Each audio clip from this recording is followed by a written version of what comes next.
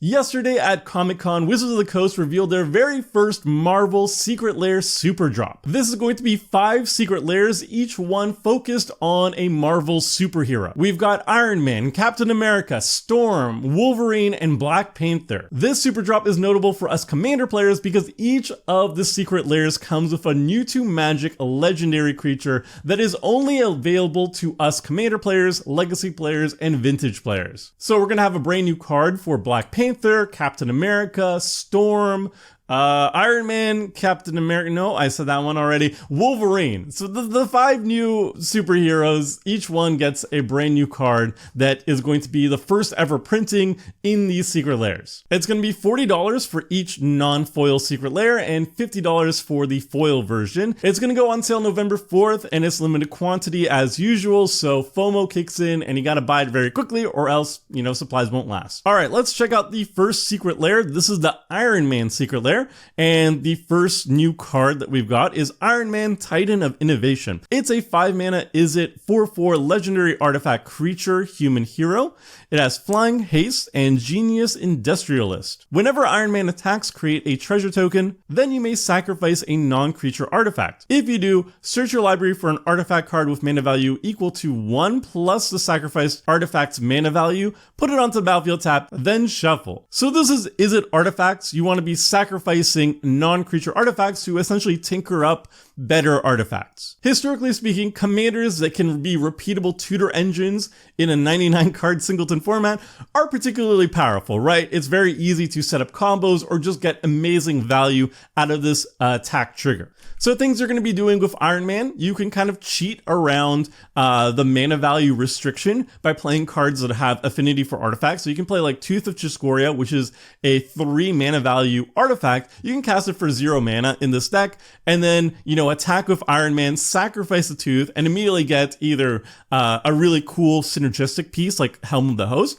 which means you can copy more Iron Men and you get more attack triggers that way, or you can just grab like a good stuff card like the One Ring off your Tooth, so 0 mana Tooth, attack with Iron Man, put the One Ring onto the battlefield. You don't get the cast trigger, but you get an amazing draw engine that you can then sacrifice to Iron Man later on to get a 5-drop afterwards. Iron Man's ability is also really good at setting up combos, such as, for example, if you have Basalt Monolith and Forensic Gadgeteer on the battlefield, you can go to combat, have Iron Man's attack trigger on the stack, make infinite mana with Basalt Monolith and Forensic Gadgeteer, just make infinite colors, and then sacrifice the Monolith to Iron Man, get a 4-drop like Goblin Cannon, and then spend all that colorless mana to deal infinite damage to your opponents and win the game. So Iron Man's ability, when played straight, or played fairly rather, is going to be very powerful, but it's going to be even more powerful because you can set up really cool combos. And this is kind of like a flavor win too, because this is essentially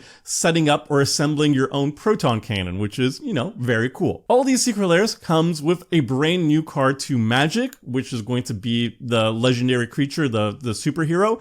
And then they're going to be coming with 4 to 5 new reprints that are flavored around that superhero. So in the case of the Iron Man secret lair, you get Commander's Plate, Galvanic Blast, Soul Ring, and Inventor's Fair as new reprinted cards, and you also get a token reprint, which is a treasure token. And obviously all of these cards work very well with the superhero in question. Iron Man is Izzet artifacts, and all of these deal with artifacts and deal with like helping Iron Man actually get in there and deal its attack trigger and get that value. So I think these are all great reprints, and also the legendary creature is very cool. So it's good reprints, and also the commander is very, very cool. Next we have Black Panther Wakandan King. This is a 2 mana Selesnya 2/2 legendary creature human noble hero. It has first strike, survey the realm. Whenever Black Panther or another creature you control enters, put a +1/+1 counter on target land you control, and mine Vibranium. You can pay 3 mana, move all +1/+1 counters from target land you control onto target creature. If one or more +1/+1 counters are moved this way, you gain that much life and draw a card. So this is an interesting take on +1/+1 counters. This is very much like a go wide deck. You want to have a lot of creatures entering the battlefield as mana efficiently as possible, which will generate the most +1/+1 counters on your your lands, and you could like then awaken the lands or whatever and start beating face with those lands, or probably more likely, you just pay 3 mana, move all those lands over to a big creature and smash face with that one. So it's a very weird take on +1/+1 counters, but what it's doing is very mana efficient, especially for 2 mana. Now, things you want to be doing with Black Panther is obviously you want to fill the board with as many creatures as possible, as mana efficiently as possible. So the best way to do that is going to be with tokens. Those are just the best way to flood the board with creatures for the least amount of mana. So something like Call of the Coppercoats is going to flood the board with creatures, which means you're going to get a lot of +1/+1 counters on your lands. And then stuff that cares about +1/+1 counters is also going to be really effective here, like Kami of Whispered Hosts. It just means whenever you're putting +1/+1 counters on things, you're getting 1 extra each time. And then you can move all those +1/+1 counters from a lane onto Kami of Whispered Hopes and generate a ton of mana that way. And then other like good synergy pieces are like Innkeeper's Talent, for example, just buffs up your +1/+1 counter creatures. Now, looking at the reprints, it's just focusing on the stuff we were talking about. Secure the Waste for one of the best token generators in the format. So it's a great reprint here. It works very well for Commander. Heroic Intervention is just a generic staple. Really great to see here. Primal Vigor or Bass's Blessing works well. +1/+1 counters and tokens. So both themes of the legendary creature. And Karn's Bastion, aka Wakandan Skyscraper, proliferates. So it works well. +1/+1 counters here too. And we also get a bonus token, which is a warrior token, which makes sense because we got a Secure the Waste. So the Secure the Waste is making the warrior tokens. So this is like really good staples, really good reprints in general, and they all work very well with our legendary creature. Next, we've got Captain America First Avenger. This is 3 mana, red, white, and blue, so very American. It's a 4/4 legendary creature, human soldier hero. It has throw, so you can pay 3 mana, unattach an equipment from Captain America. He deals damage equal to that equipment's mana value divided as you choose among 1, 2, or 3 targets, and catch. At the beginning of combat on your turn, attach up to 1 target equipment you control to Captain America. So this is Jeskai equipment, kind of Voltron-y, but it has a very strong focus on equipment. And the type of things you want to be doing with this is to take full advantage of the throw ability. You want to focus on equipment with very high mana value, because the more mana value your equipments have, the more damage Captain America's throw ability can do. And you want to focus on stuff that has high mana value, but you can cheat the actual mana cost, like the amount of mana you have to spend to actually cast the thing should be much lower. So Excalibur can be as low as 0 mana to cast this 12 mana value equipment, and then Embercleave can be as low as just 2 red, 2 mana to cast it. So those type of things are going to be very good throw targets for Captain America. And you can also just focus on the catch ability, which gets around the equip cost of stuff. So that's going to be good with any equipment. It saves you mana. But it's going to be particularly good with certain cards like Colossus Hammer, which it doesn't have high mana value. It's not a very good throw target, but it's a very good catch target because generally speaking, you have to spend 8 mana to equip it. And Captain America can just, do it for free. So that's really good. And then suddenly Captain America gets +10% is at least 14 damage by itself, just with a hammer on it. So your opponents are going to be dying very, very quickly. Now, as for reprints, we've got In the Trenches, which is a terrible card, but very flavorful. Shield of War and Peace, which is Sword and War and Peace. Not my favorite of the sword cycle, but it fits very well. Floss Maneuver is a staple though, very good in Captain America deck. Obviously you don't want your commander dying. And then Sigarda's Aid, Captain America's Aid, just a staple in any equipment deck. Not only does it give it flash, which is very good, it's particularly good with equipment because it saves you tons of mana on that equip cost. So yeah, I would say 2 really good reprints here, 2 kind of meh reprints here, but they're all super flavorful, and I think that's the most important thing with these Marvel Secret Lairs. Next, we've got Storm, Force of Nature. This is a 4 mana Teamer, legendary creature mutant hero. It's a 3/4 with flying, a vigilance, and ceaseless tempest. Whenever Storm deals combat damage to a player, the next instant or sorcery spell you cast this turn has Storm. So this is a Teamer Storm deck, and probably going to be the scariest commander to see out of the bunch because, you know, Storm is just an inherently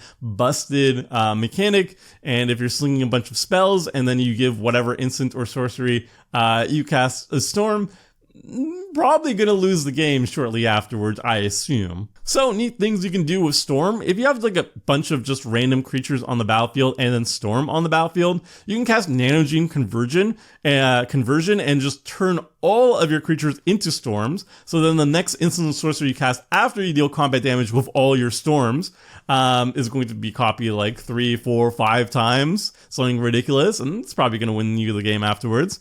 Then you can Storm out like a Arenicus's Viral Duplication to make an army of Storms, or you could just like copy Storm, then swing with both your Storm creatures, and then your next spell is going to have double Storm on it. And then in terms of payoffs, you can do literally whatever you want. Like you can cast like an Opt or whatever 5 times, and then for 1 mana you get to scry 5 and draw 5 cards. That's already very good. But if you're looking to just like close out the game, just, you know, cast a Time Warp, cast an extra turn spell, and then suddenly you're going to take like 6 extra turns or whatever. And yeah, then you probably win the game. So people will probably scoop if you say I take 6 extra turns consecutively with Storm on the battlefield.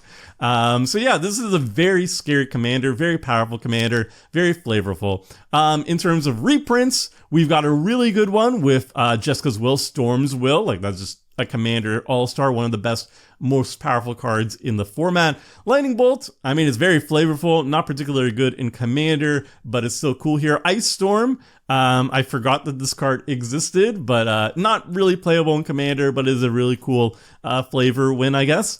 And then Manamorphose, Aurora Borealis, it works well in a Storm shell, obviously. You can play this card before going to combat with Storm, and then that's just like a free Storm count, essentially. So in terms of the reprints, I think Jessica's Will is really, really good, and the other ones are kind of meh, but, you know, it's fine. I think the legendary creature, the Storm legendary creature is very, very powerful. I would think probably the strongest out of all of them. And we got one really good reprint here, so yeah, that's pretty sweet. And then the last brand new legendary creature coming with the Secret Lair drop is Wolverine. So we've got Wolverine, Best There Is. It's a 3-mana Gruul 2/2 legendary creature, mutant berserker hero. It has unrivaled lethality, so you double all damage Wolverine would deal. And at the beginning of each end step, if Wolverine dealt damage to another creature this turn, put a +1/+1 counter on him, and you can pay 2 mana, 1 and a green, to regenerate Wolverine. So very flavorful. This Wolverine just wants to brawl, just wants to beat people up, is very lethal in combat, and has regenerate, which is something we don't see very often. I think it's like a retired mechanic, but it fits Wolverine very well. In terms of what you want to be doing with Wolverine, obviously doubling the damage Wolverine would deal means he's an ideal candidate to increase his power, right? The more power you add to him with like giant growth effects or +1/+1 counters, you basically double the output of all those things. So something like Ruinous Intrusion, it's a removal spell, but then you put a bunch of +1/+1 counters on Wolverine, and it essentially doubles the effect of all those +1/+1 counters because Wolverine does double damage. And Wolverine is also really good at brawling, fighting other creatures, because if you deal damage to other creatures, then Wolverine gets to grow, gets to put +1/+1 counters on him. So stuff like Inscription of Abundance, it's a fight spell, but it also grows Wolverine. That's going to be fantastic here. And then board wipes like Chandra's Ignition. Wolverine is the creature dealing damage with the sorcery. So whatever Wolverine's power is, you double that to deal that damage to other creatures. And then obviously Wolverine will also grow at end step once you do that. So Wolverine, I think, wants to be focusing on pumping up its power and also like fight spells, ways of Wolverine dealing damage to other creatures to grow him even further. In terms of reprints, we've got Berserk. This is particularly sweet with Wolverine because you could Berserk him, deal a whole bunch of damage, and then you could regenerate him so he doesn't actually die. And you could also obviously use it on your opponent's creatures so they die if they're attacking a mutual opponent or something like that. We've got Rite of Passage. It's not very good, but you know, I guess it fits. And then we've got the Ozolith. It is definitely a staple in Commander. Any type of counter deck absolutely loves this type of thing. And it's always like perpetually very expensive, so it's a very good reprint here. Rhythm of the Wild is also just a really good card in Commander. I don't think it's particularly expensive, but it is, you know, a really good card. So I think the reprint value here is going to be pretty good. Berserk, the Ozolith, Rhythm of the Wild, these are all just really, really good cards in Commander. All these cards work very well with Wolverine itself too. So yeah, just really good reprints, a really good new Commander as well. Now, the last new card that they showcased here was like the bonus card. No, it's not the bonus card. It's like an incentive to spend oodles amount of money. So if you buy like the whole bundle, all of these secret lairs, and you spend at least $199 on all these secret lairs, you get one arcane signet, which is flavored Marvel-y, Earth's mightiest emblem. So for every $199 you spend on the secret lair, you get an arcane signet. So if you spend like, I don't know, $400, you get 2 arcane signets. Huzzah. So yeah, that is a secret lair drop. I am not like a huge Marvel fan. I've watched most of the movies, at least up until Endgame. And, you know, like I'm very much aware of the Marvel franchise, and I would say I'm a casual fan. And despite these cards not really appealing to me, like getting Marvel cards and Magic doesn't really appeal to me, I still think I'm going to buy this secret lair drop anyway. Like the value is definitely very good. And I don't know, I think I could find some friend of mine who's a big Marvel fan, who doesn't really play Magic, and then I could probably bribe them into playing Magic with me, playing Commander with me by being like, oh, your favorite Marvel superhero is Iron Man? Well, I've got the secret lair for you. Go play Commander with me. I think that might be very effective. So I think this is going to be a very lucrative secret lair, and definitely very effective at onboarding new players to Magic 2, which I'm definitely on board. I like onboarding new players. So even though this doesn't really excite me personally too much, I think it's going to be very effective at getting more people to play Magic, which is nice. That's all the Marvel previews we've got for now, but once they start previewing more Marvel stuff, I'm going to be reviewing them over here. And then we're also getting Foundations previews soon, so if you want to always see the latest videos covering the new cards from Foundations, be sure to like and subscribe. And until next time, friends, see ya!